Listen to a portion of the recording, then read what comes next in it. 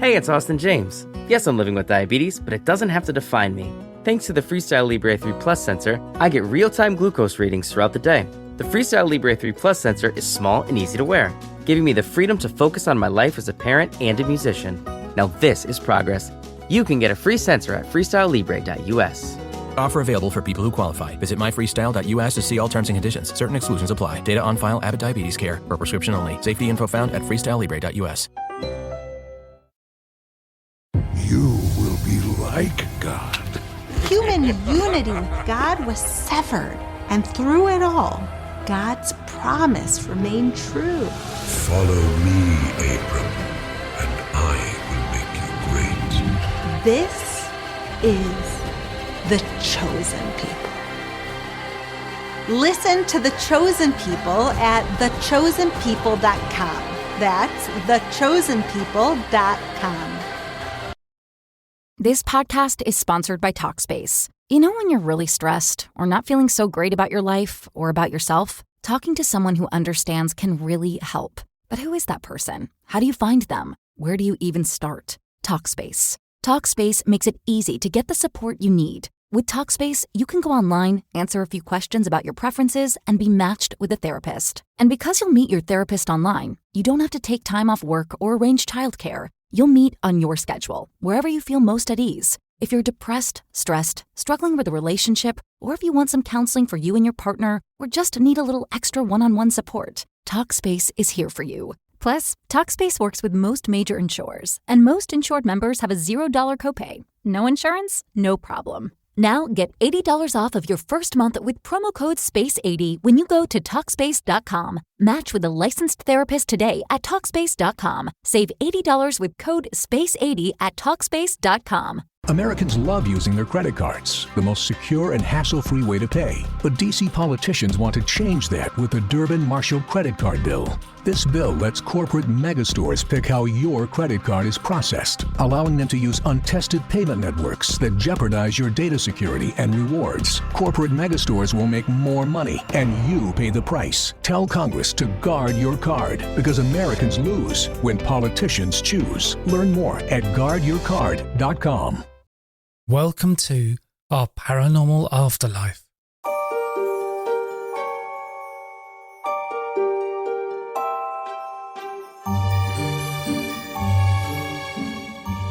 This is our paranormal afterlife, and I'm your host, Simon Bown. This week I'm talking to Orson Wedgwood about his book, NDE, Near-Death Experience and Aware Studies, Proof of the Soul and God. Orson is a medical scientist. His Ph.D. studies were in organic medicinal chemistry, during which he worked in a team that created a molecule that opened the door to a cure for hepatitis C, as well as treatments for certain cancers and HIV. He also has a blog, awareofaware.com, exploring research into NDEs, which follows closely any developments in the AWARE studies. His blog focuses on the clinical data and the science. And you can enjoy the extended version of this episode ad-free, along with over 100 hours of extended episodes on Patreon. Hi Orson, thanks a lot for coming on the podcast. Thank you for inviting me, Simon. So we're going to talk about your book. It's called NDE, Near-Death Experience and Aware Studies, Proof of the Soul and God. So it's a fascinating book, but first of all, could you tell us what are the AWARE studies?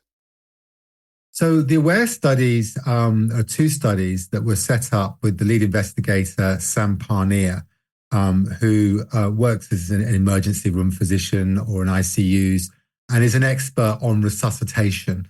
That's his primary area of research.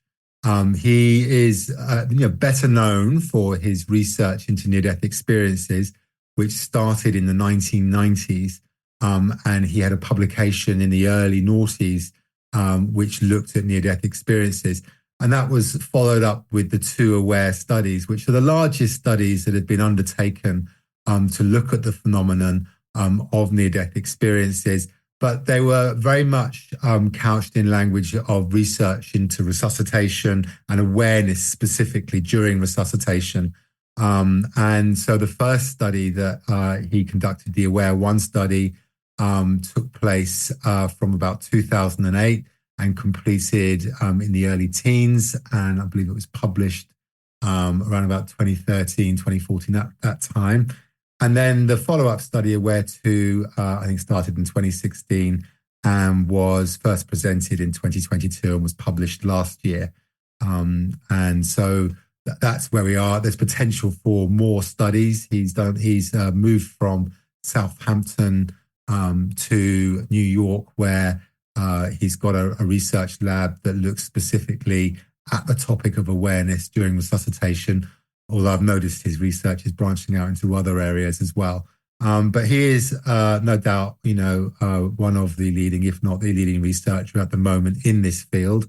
And I've sort of been following his work. My blog has focused on his work and others in the field. It's called awareofaware.com. And so, it made sense to put his, my interpretation of his work, include that in my book, along with other research in the area. And you're in a really good position to look at these studies because you are a medical scientist and you focused on clinical research. That's right. So, my background was that I did a PhD in medicinal chemistry, designing antiviral drugs and having them tested. I specifically worked in HIV and hepatitis C in the mid to late 90s. I then went straight into the industry, and I know lots of people will go, oh, boo, pharmaceutical industry.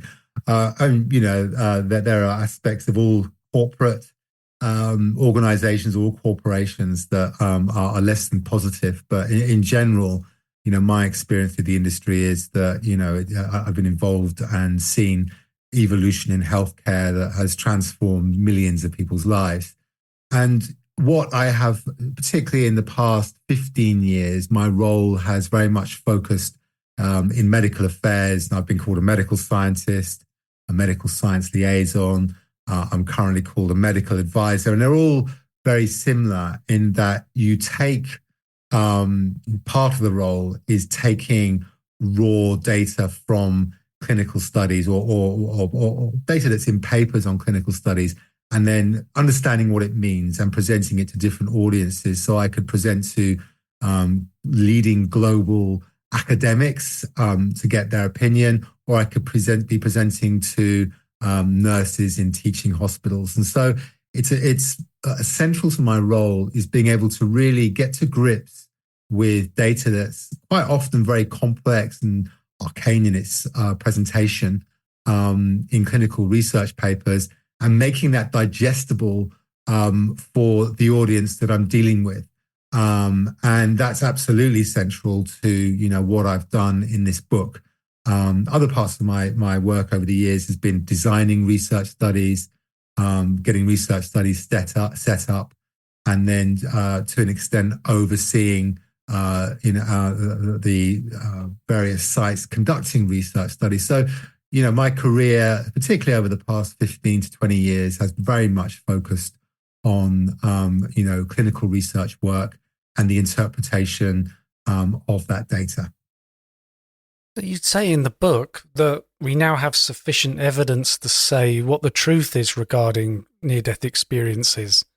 We do. So, there are different levels of evidence and different definitions of evidence. And so, the scientific method, so if I describe that first, it helps to sort of develop a rationale for that statement, because it is a process that I've come to that sort of position. So the scientific process is that you make an observation. So you observe some phenomenon, and there's not currently an explanation. So you then come up with a hypothesis for that phenomenon. So it's basically a statement about the phenomenon. And so let's say you take something like something I worked in many, many years ago, HIV. You see people who are dying of a disease, and you propose a hypothesis. And the hypothesis is, well, it's a virus that's doing it. An alternative hypothesis might be it's a bacterial infection. And so you then undertake research and observational studies to try and understand what the underlying disease is. And then you either confirm or you provide supportive evidence for a hypothesis, or you reject a hypothesis based on that evidence. You can never prove a hypothesis because there's always potentially an alternative explanation. And so the scientific process is observation, hypothesis, then experiments to either provide supporting evidence or to reject the hypothesis. If you reject it, you propose a new hypothesis, and so on and so forth. And that's a sort of iterative process until you perfect your understanding of the disease and then potentially treatments.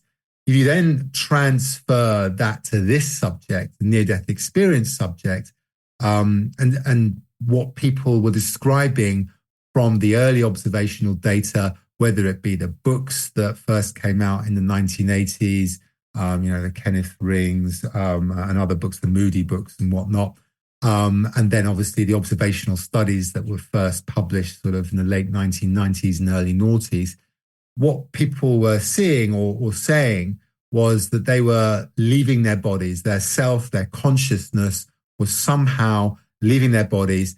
In some instances, they were able to observe events in this dimension. That's potentially objectively testable because, you can create experiments to test that. And then they were going on to experience things in other dimensions. And, there's a whole raft of different experiences that they have that your readers are probably, not your readers, your listeners are probably very familiar with, the core elements of the near-death experiences. And so from those observations, you come up with a hypothesis. And the hypothesis, you can come up with a number of competing hypotheses, but the two main ones are that indeed it's true that the consciousness actually is leaving your physical body and staying in this dimension at first maybe, and then moving to another dimension, or the brain is producing these experiences. So those are the two competing hypotheses. And so, we got to that stage of research by the early noughties. So we had that understanding.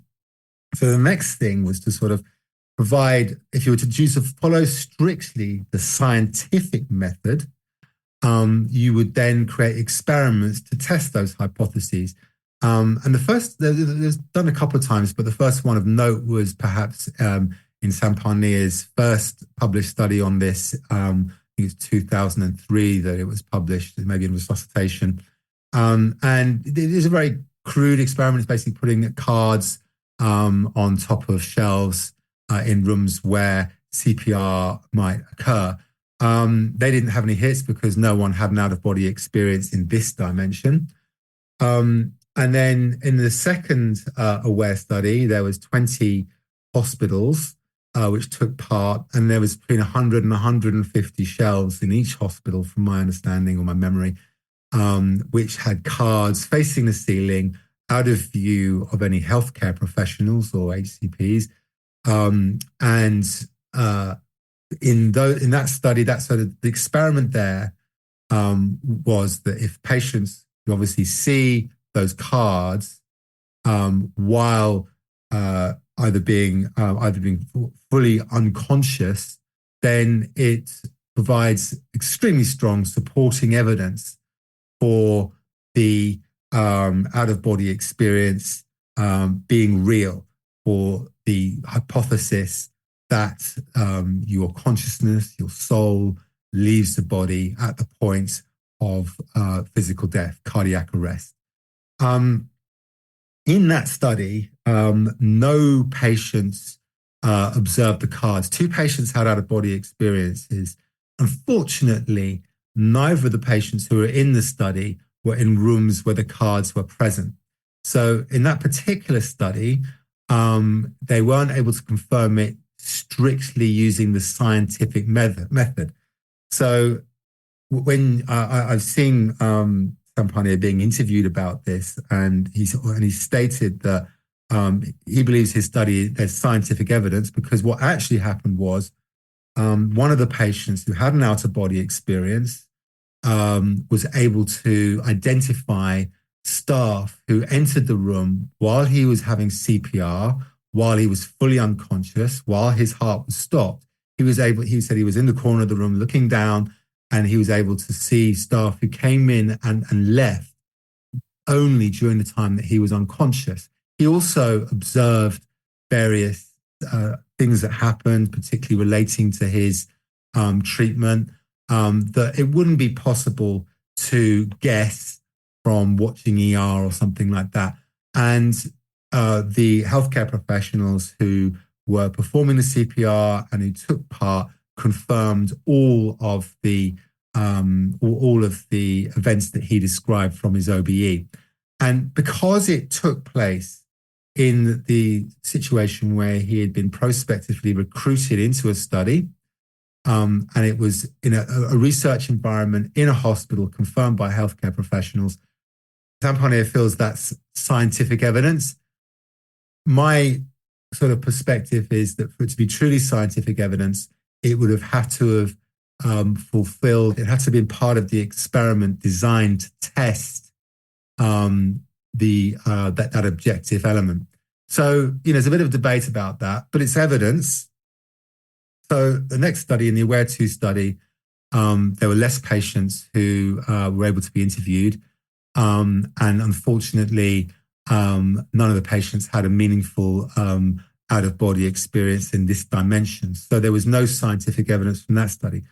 So where we are with the evidence at the moment is that there's no scientific evidence to support the hypothesis that the consciousness leaves the body.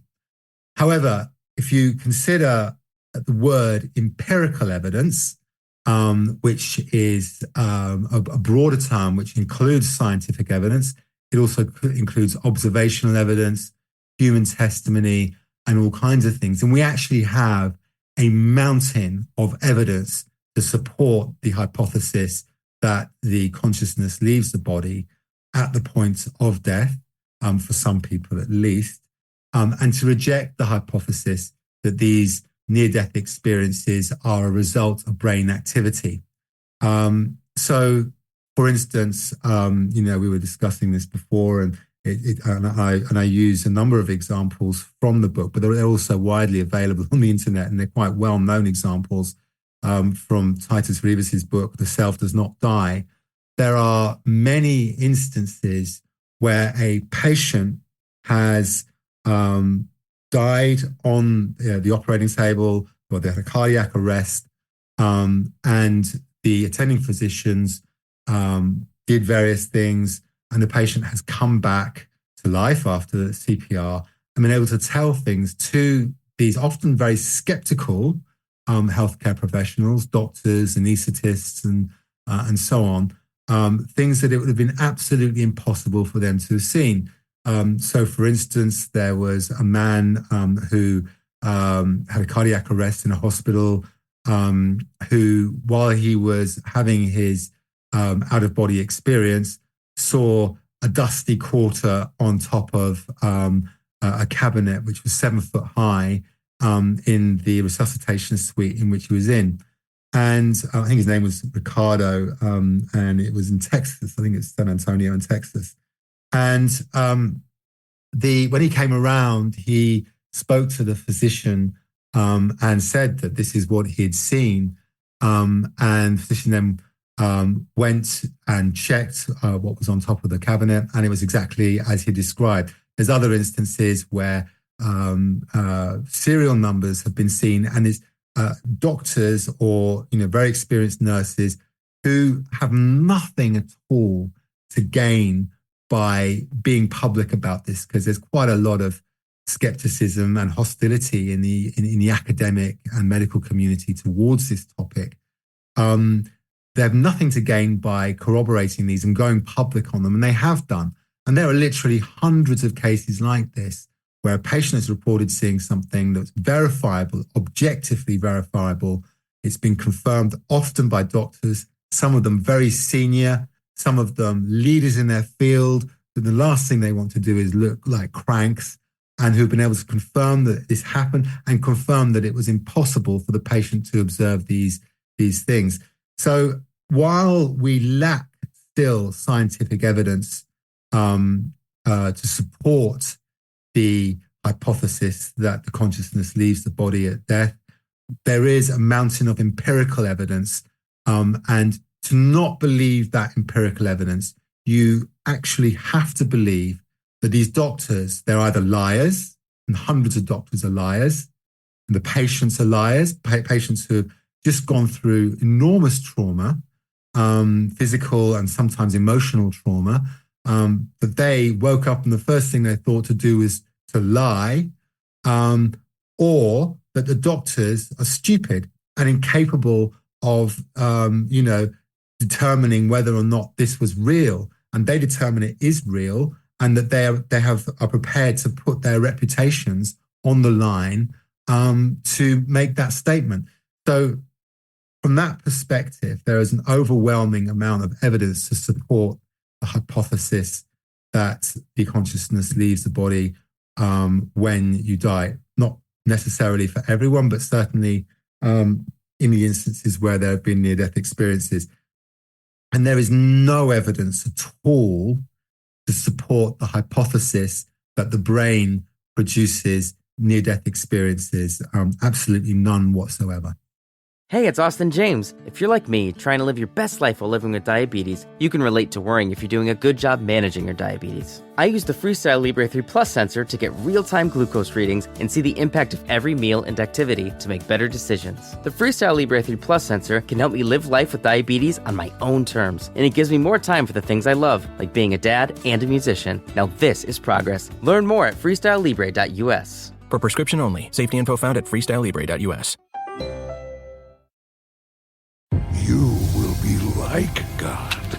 Human unity with God was severed, and through it all, God's promise remained true. Follow me, Abram, and I will make you great. This is the chosen people. Listen to the chosen people at thechosenpeople.com. That's thechosenpeople.com.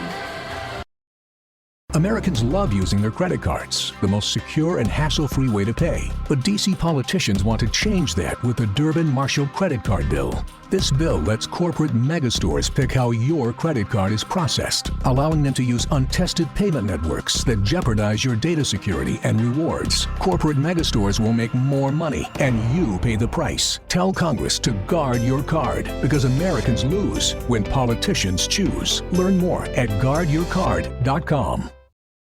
And you mentioned there about how not everybody has a near-death experience. That's right.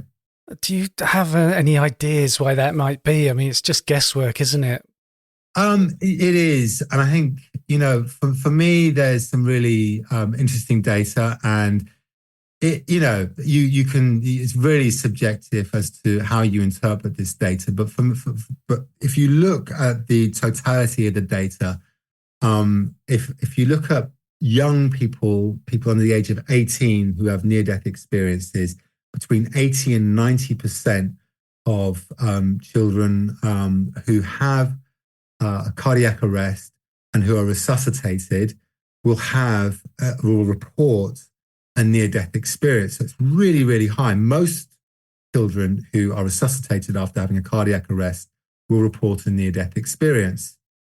If you then go to the other end of the spectrum and you look at patients who are over 60 who have a cardiac arrest and are resuscitated, only 10% are able to recall a near-death experience. And then there are other, there's other data points between that. So patients who are in their 40s or early 50s, it's about 40 to 50%. So it's a sliding scale. It's a very close correlation or inverse correlation between age and the ability to, or the memory or the reporting of a near-death experience after a cardiac arrest and resuscitation. And, the traditional explanation for this is, people who are older have worse memory. And so it's a memory-related issue. Now, if you actually look at the data on age-related memory loss, it does not explain for this huge difference between young people having NDEs of 80 to 90% and the elderly having or reporting NDEs, of about 10%. Because if you look at change in familiarity of an event, so this is a specific term that relates to remembering that an event occurred, the decline from your sort of peak in memory retention, which is sort of in your teens, to being over 60 is only 14%. So, you're looking at a difference in remembering NDEs or recalling NDEs of, 70 or 80%. So there's something else going on. I speculate about that in my book. And, that there's many reasons for this. But then the biggest question of all really is, why would anyone have a memory of an NDE if your brain's not working? If your brain has shut down, but your consciousness has left your brain, why is it that anyone's got memories? So this is a philosophical question, I guess. And where are memories stored? What are memories? And, you can get into a whole, again, it's really something that's purely speculative and philosophical in nature. But it may be more related to whether or not these people actually had a near-death experience, whether or not their consciousness even left their bodies. And so in children, they seem to have, and it's possible, and this is where I speculate, that either these elderly people weren't able, their beings, their self wasn't able to leave their body, and you can speculate why that might be. Or another reason may be that they have dissociative amnesia, which the experience was so horrible that they can't recall it. And then there are other potential explanations. So you can come up with your own explanation, fill in the blanks, and that will be related to your own bias, your own sort of worldview, that's because there is nothing from the science that really gives us an explanation for this. And I think the Pim van Lommel study you write about, it said women are more likely to experience an NDE than men, but then again, could that be that women are just more likely to talk about it? Well, it's possible that's the case. There's a whole, again, you can get very speculative on this. With regard to whether people are likely to talk about it, in these studies like the Pim van Lommel study, and studies that were published in reputable journals, patients would have had to have been consented to enter the study. So the study would have been, the aims and the methods of the study would have been discussed with the patient prior to them taking part. So they would have been told that they would be interviewed about any conscious recollections or anything like that they had during their cardiac arrest, before or after, and so on. So if they'd already consented, my gut feeling would be that they're less likely to withhold information in that scenario. So I don't think it's that. With women, it's a very interesting thing, because I think that, and again, I mention this in my book, that if you look at, research into people attending church, women are more likely to attend church. I think, and you've got to be careful on this, but, women are, and I do go to church. I think women tend to be a little bit more spiritual, a little bit more open to spiritual things. And again, you can speculate as to why that might be. Are there genetic reasons? Is it, due to various, genes being passed down more commonly on the X chromosome and so on? So I think, and I don't really want to get into that too much because it's just pure speculation.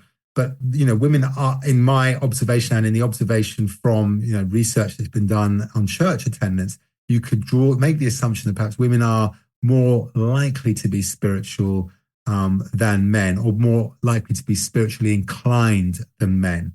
And, why that is, it could be any number of reasons.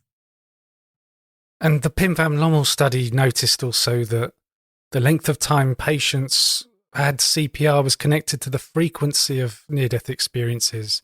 Yeah, I looked again at that because you did send me the question in advance, and I'm not sure the way that the data has been interpreted is entirely correct. It's just that if you look at the people, so he had two groups of people, one that reported NDEs and one that didn't report NDEs, to compare the characteristics. And the ones that didn't report NDEs, there was only a couple of patients, or a couple of percent, who had memory problems related to length of CPR.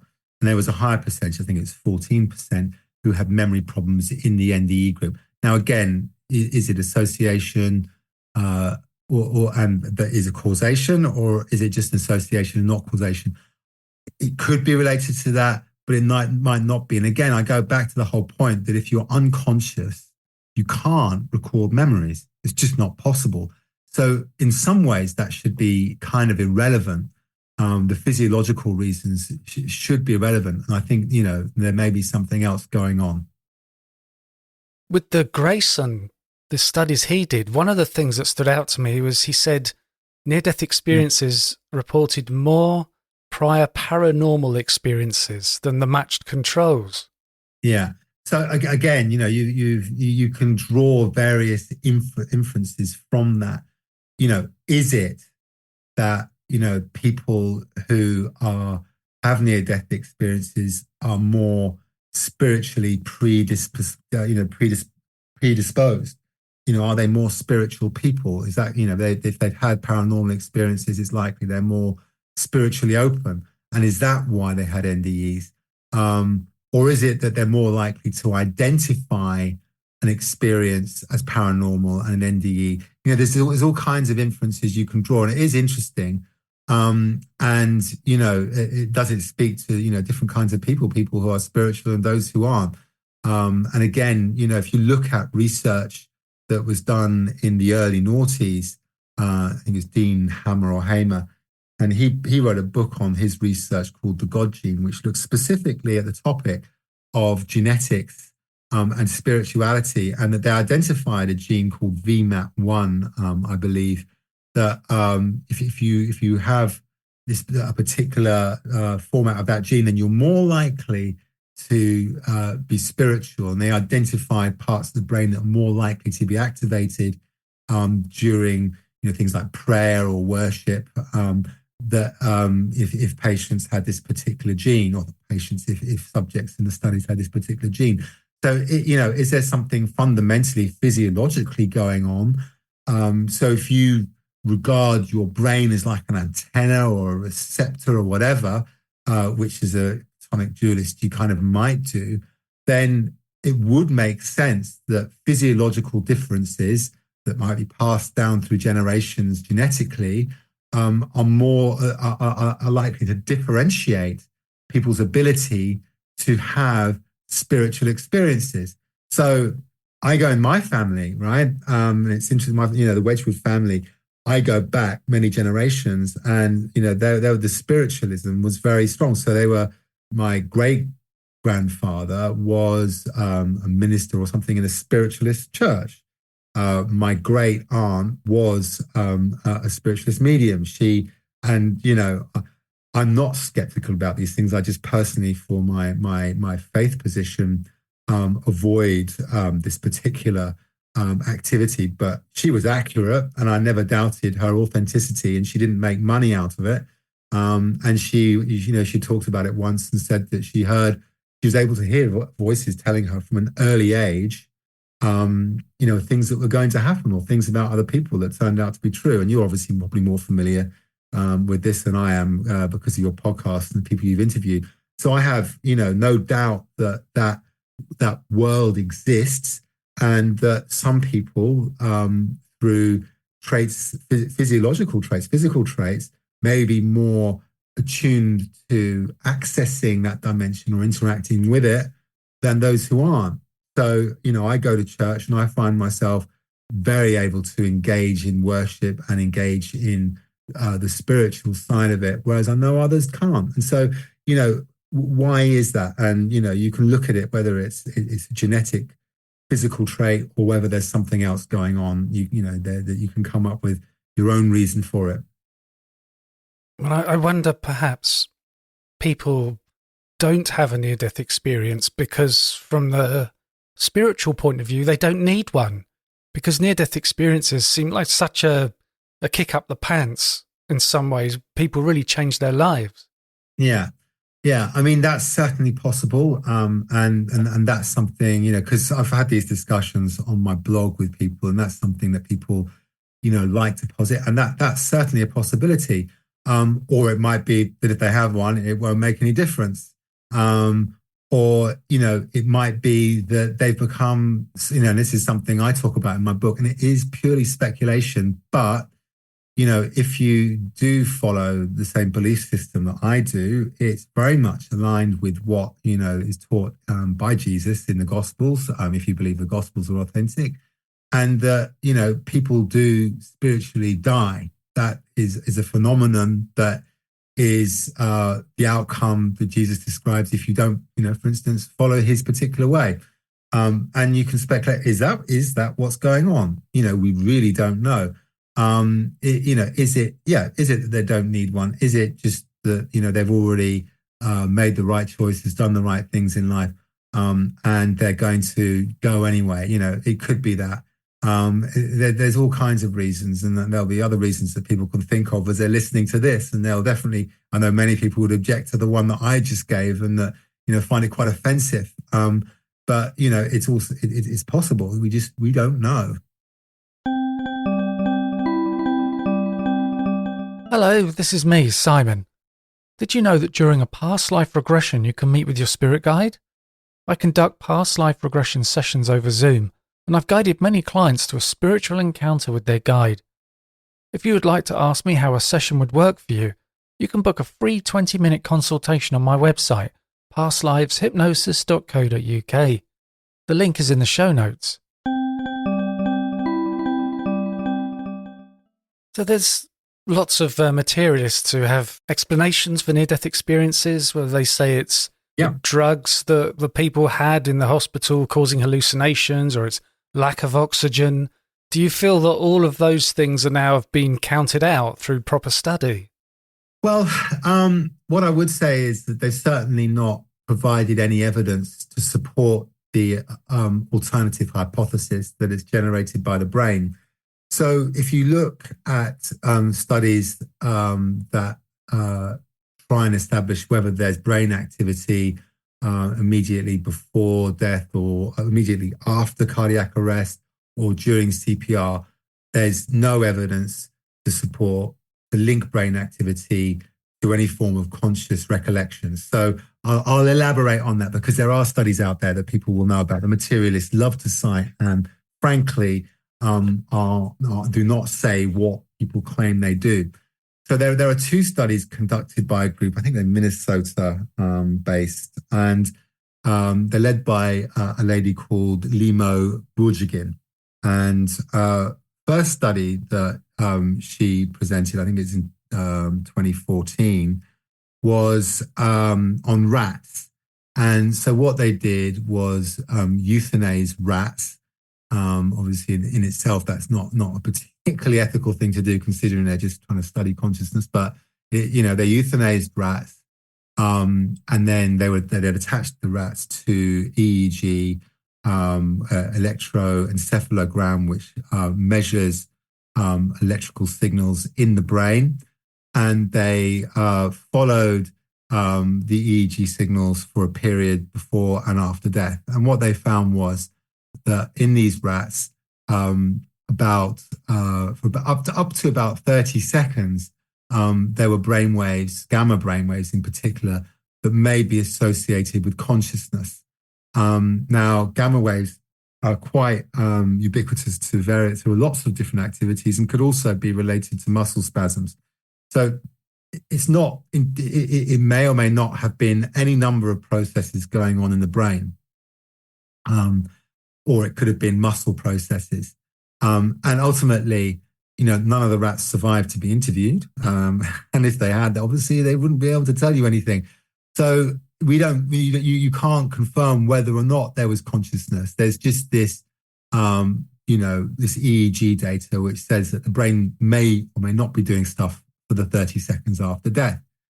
There was then another study which was published, I think it was actually published this year or last year, in 2023 actually, in which she done a collaboration in her university hospital, and they had 4 patients who had been in a coma for a long period, and very sadly they were never going to recover, or the physicians had decided they were never going to recover, and that the families had agreed to have life support withdrawn.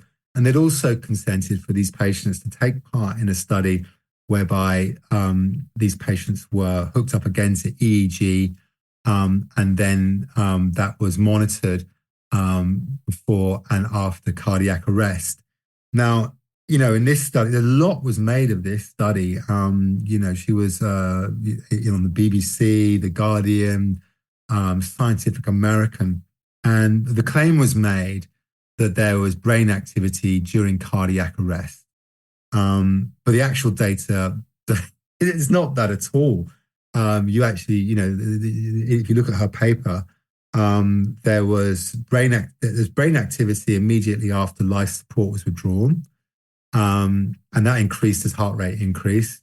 And then as the various modes of the various stages of the heart starting to shut down occurred, the brain activity started to diminish. And there was a spike. Again, the heart was still working. There was a spike about 4 minutes before full cardiac arrest. But after that, there was nothing. And my interpretation of that is that the brain was trying to, get the body to get more oxygen to it. And it was, that makes more sense than anything else. But the patients hadn't actually physically died. They still had heartbeats. However, the claim that was made was that the patients had died, they had cardiac arrest, and that they had brain activity, and that, this was near-death experiences. And it was very, very misleading, for want of, a better word. There are other words you could use, which, I prefer not to, but it was not really the right interpretation of the data. In fact, I was talking to a group last night presenting and talking about this exact study. And there's a leading neurologist from the UK who was part of this group, and he'd come to exactly the same conclusions from the data that I had. And he has a much better ability to interpret all of the data that was in the paper than I do, even though I was able to interpret it. And he said exactly the same thing. These patients weren't in cardiac arrest. So that's one that data is often used. And there's been other studies that have come to similar findings, but nothing, even if in the instance that those patients have had some sort of neurological activity for maybe 10 or 20 seconds after death, we do not have anyone who's reported conscious recollections from these 2 studies, right? Then you can actually look at the AWARE-2 study, and people cite this as well now, because in the AWARE-2 study, in the AWARE-1 study, I described that, the design had incorporated shells with images facing upwards, so that if people had an out-of-body experience, presumably they would see it. And I told you why that, unfortunately didn't produce a result. In the AWARE-2 study, they updated the technology, and I think we might come back to this in a minute. But they had EEG.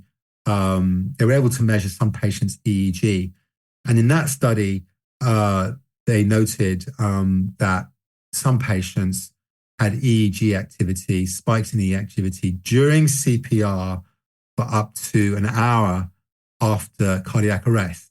Now, the key point is during CPR. And again, at this table last night when I was presenting this data, there's a guy who's worked, who's an ER doctor, for want of a better expression. I forgot what they're called in the UK actually, but he's an ER doctor. He's a consultant, works in a hospital around here. And, we talked about this data as well. And he said, that's just CPR-induced neurological activity.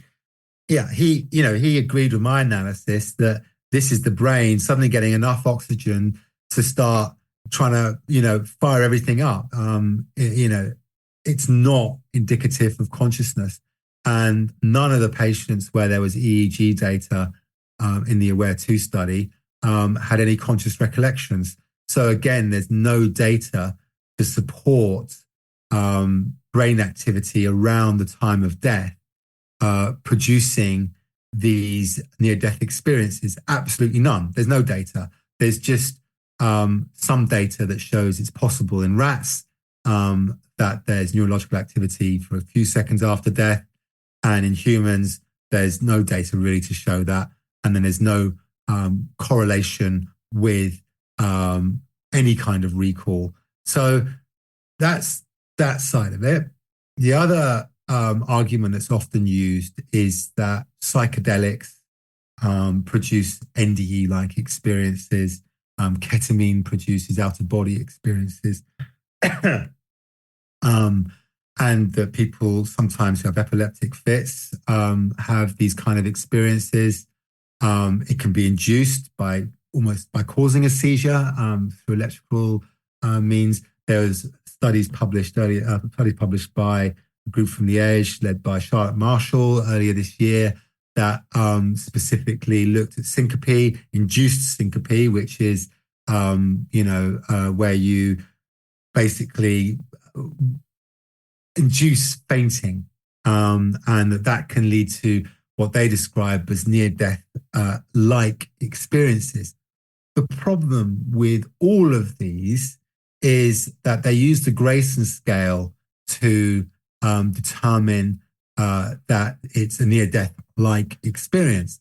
The Grayson scale was specifically developed to assess whether someone who had had a cardiac arrest or had come close to death in a hospital had had this near-death experience. So there are questions in the Grayson scale about peace, about, otherworldly sort of sensations and whatnot.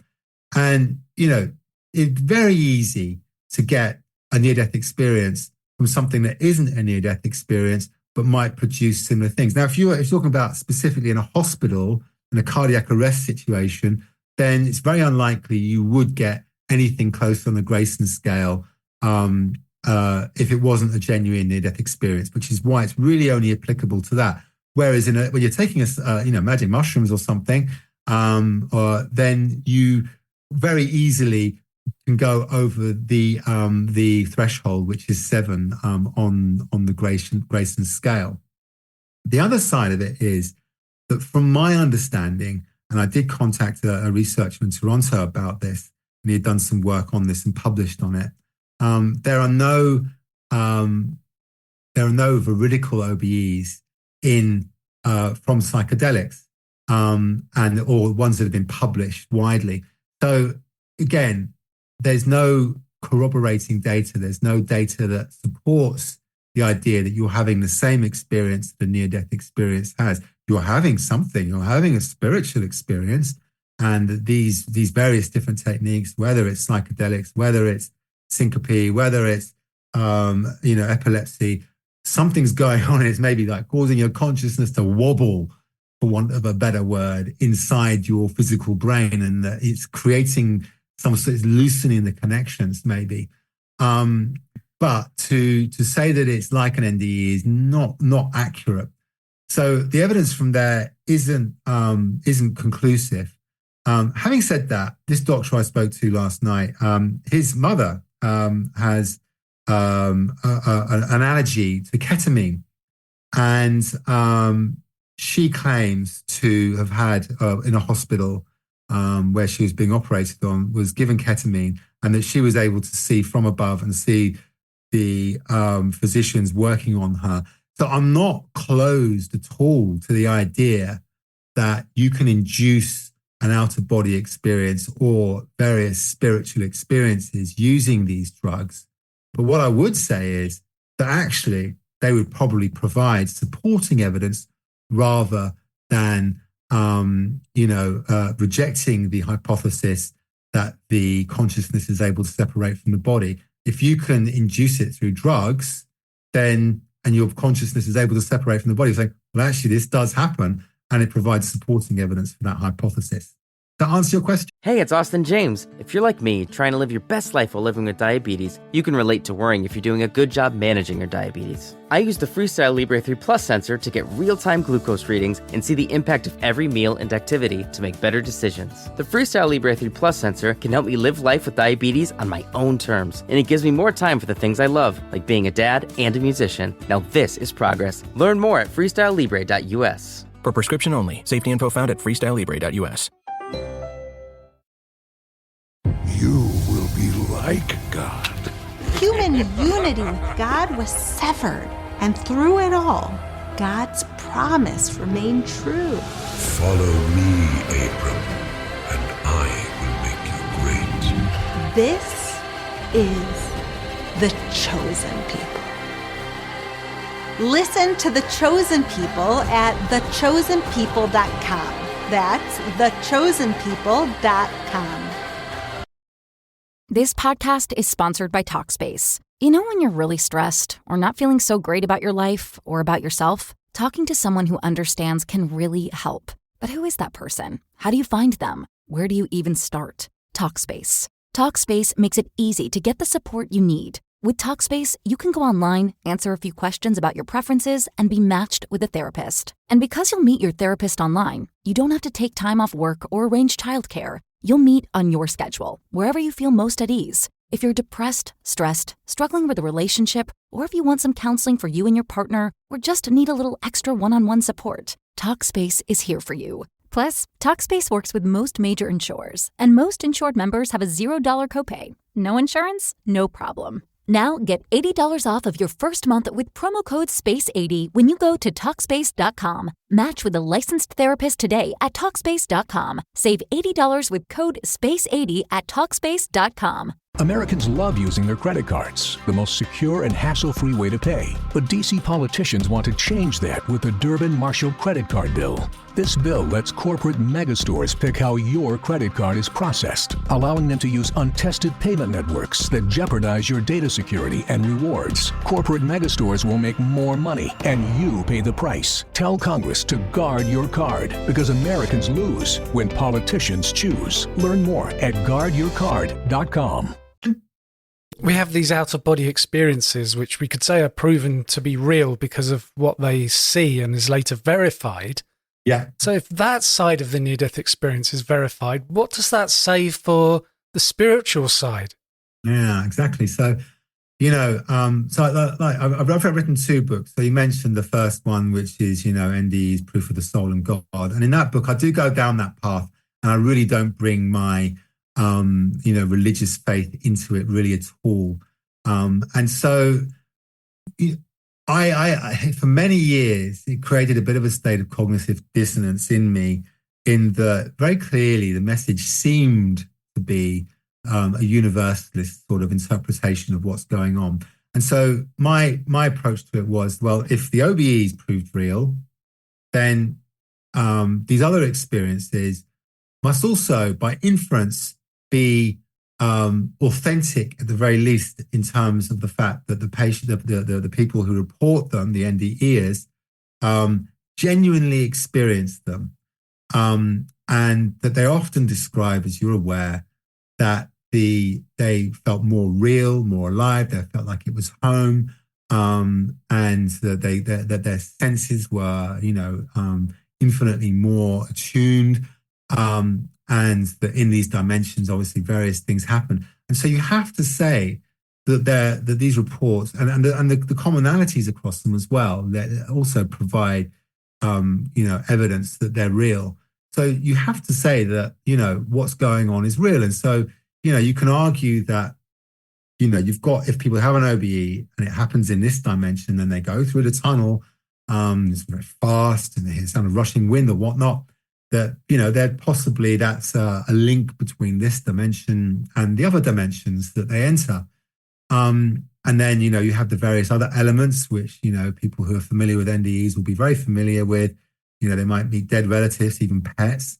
They will meet other beings who were present during their life and acted as guides, try to help them, avoid various pitfalls in life. They might have a life review which is obviously overseen by some of these beings, and it's not judgmental, although you might feel ashamed of, you will feel ashamed of some of the things you did, because you get to feel the impact of what you did to other people. So you get to feel the good things, but you get to feel the bad things too. And it's really unsettling to learn this. And the fact that everyone says this same thing, really, these are reasonable people. These aren't people who would have any reason or cause to make this up. So I believe these reports are authentic. And then you have the heavenly realms. Obviously, everything's, beautiful and lovely and beyond the imagination, and so much more beautiful than here.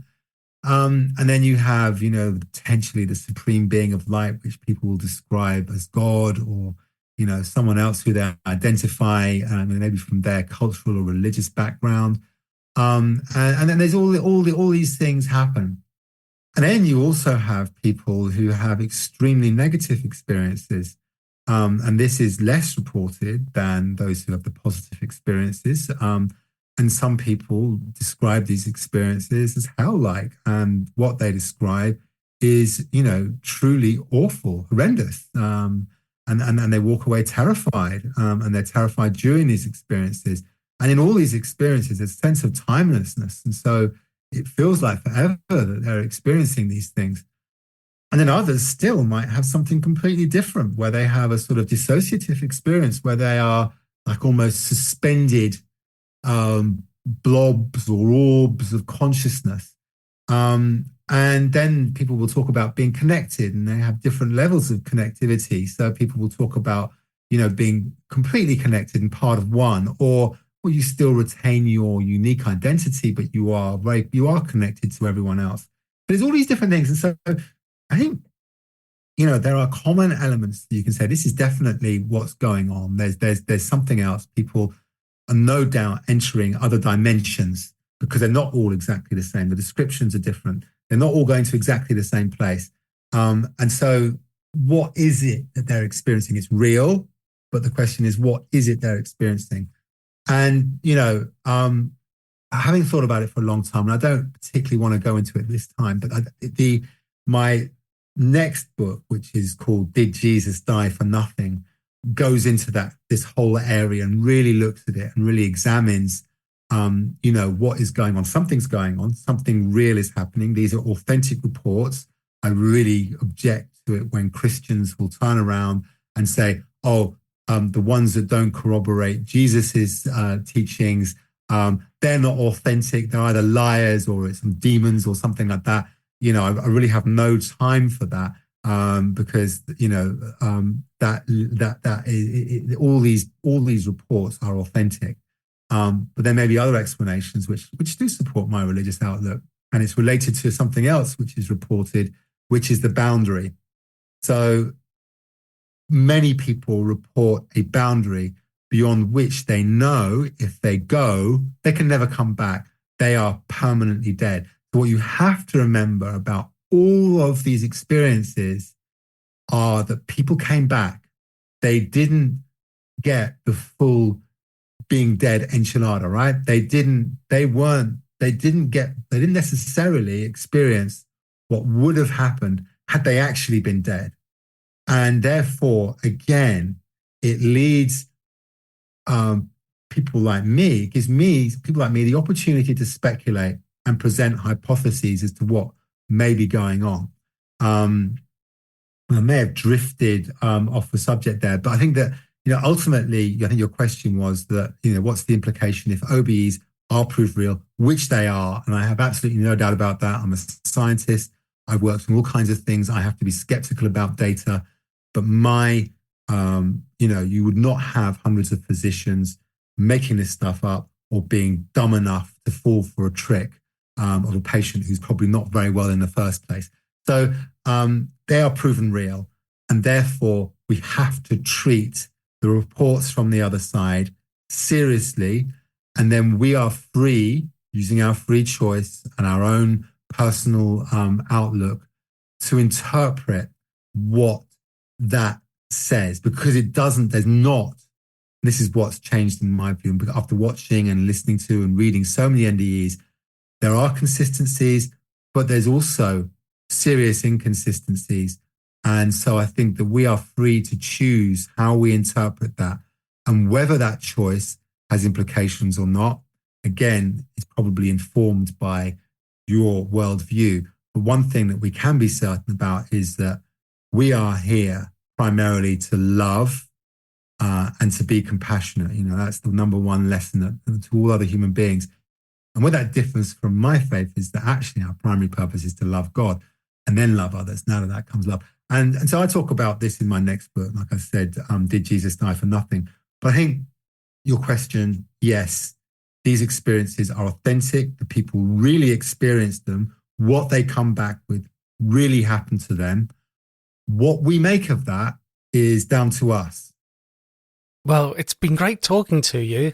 The book's called NDE, Near-Death Experience and Aware Studies, Proof of the Soul of God. And people can get that on Amazon, can't they? Proof of the Soul and God. Yeah. So if you go on Amazon, probably the easiest thing is you can look for that. It might come up. If you Google my name, which is Orson, Orson Wedgwood. Now, Wedgwood doesn't have an E after the G. And if you put that in, you won't find it. And it's WEDGWOOD. And then all my books should come up. So it's Orson Wedgwood, WEDGWOOD. You might get some things about China as well. But my books should come up. And yeah, there's the NDE book. And then there's and what I would say is that the book, which I've got, Did Jesus Die for Nothing? The first half of it is very similar to the NDE book, but it's specifically designed for people who are really either Christian and want to try and understand NDEs from a Christian perspective, or who are very open to the idea that Jesus was right. I think people who are universalist and have a different view would not enjoy that book, and they're much better off buying the NDE book. Great. Well, thanks for that. And do you have a web address?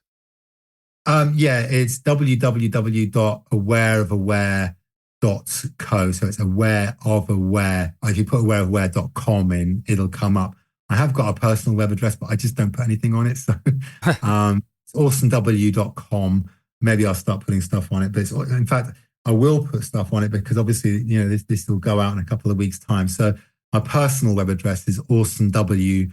So that's ORSON, naughty W, .com. But either of those, you'll find my books. And if you go to the Aware of Aware, which is my blog on NDE research, my name on there is Ben Williams. I went under a pseudonym because I didn't want it to affect my career, to be honest. But I'm less worried about those things now. But yeah, for sure, that'd be great if you come to either of those, particularly the Aware of Aware blog, where there's lots of lively discussion around this topic. Great. And thanks a lot for coming on the podcast. Thank you, Simon. I hope your listeners enjoy it and have got them thinking about things.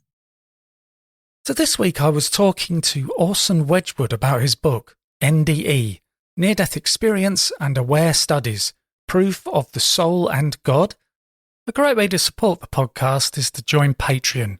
When you subscribe for $6 a month, you get exclusive access to an extended episode every week. And for $3 a month, you get access to an extended episode every month. And you can now sign up for a 7-day free trial.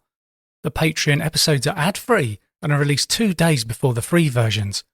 You can become a patron by going to patreon.com/Our Paranormal Afterlife, or click on the Patreon button on my homepage at pastliveshypnosis.co.uk. The links are in the show notes.